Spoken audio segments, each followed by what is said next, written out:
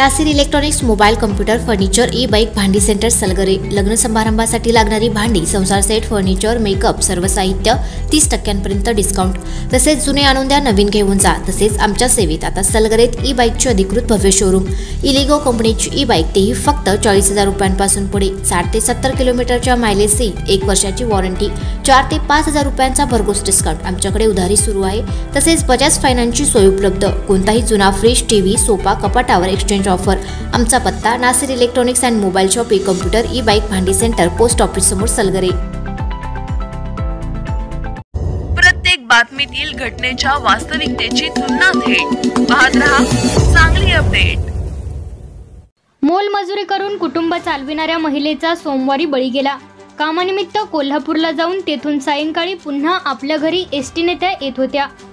आकाशवाणीजवळ त्या एसटीतून उतरल्या। रस्त्यावर पावसाचे पाणी असल्याने त्या बाजूने घराकडे निघाल्या होत्या।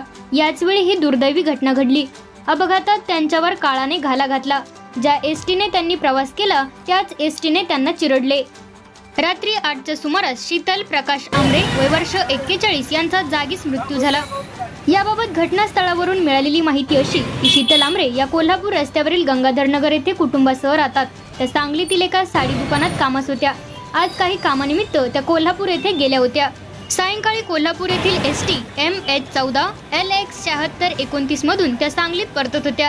आकाशवाणी केंद्राजवळील बस थांब्याजवळ त्या उतरणार होत्या। दुपारी झालेल्या पावसामुळे शहरात सर्वत्र पाण्याची तळी झाली होती। आकाशवाणी केंद्राजवळही पाणी साचले होते। म्हणूनच एसटी चालकाने एसटी थांब्याच्या अलीकडे थांबवली।